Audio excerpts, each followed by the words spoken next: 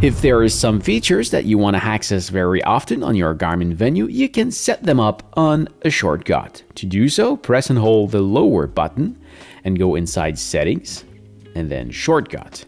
Here there is 3 shortcuts. The right swipe will be only accessible from the watch face, just like that. As you can see now, it was on flashlight, so if I swipe right, I have the flashlight.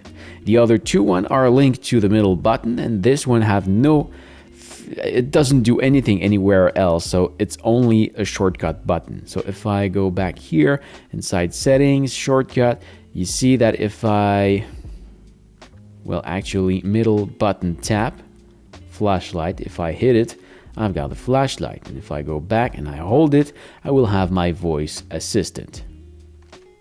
I'll go back again.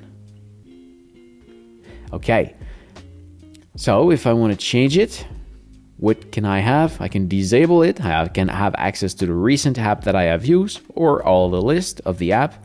You can change the brightness, the volume. You can have access to your wallet, your phone if you want to make a call. You can control music. For example, this one will bring me on Spotify, but that could also be the remote control of my phone.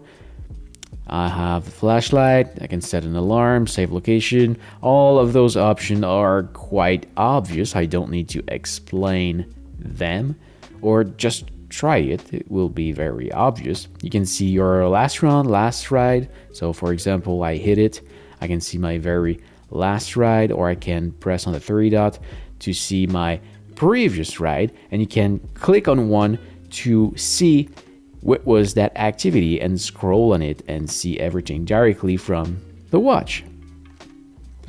And then what else do we have as options? You can have access to your calendar. You can have access to your notification. Those are the on-read notification on your phone.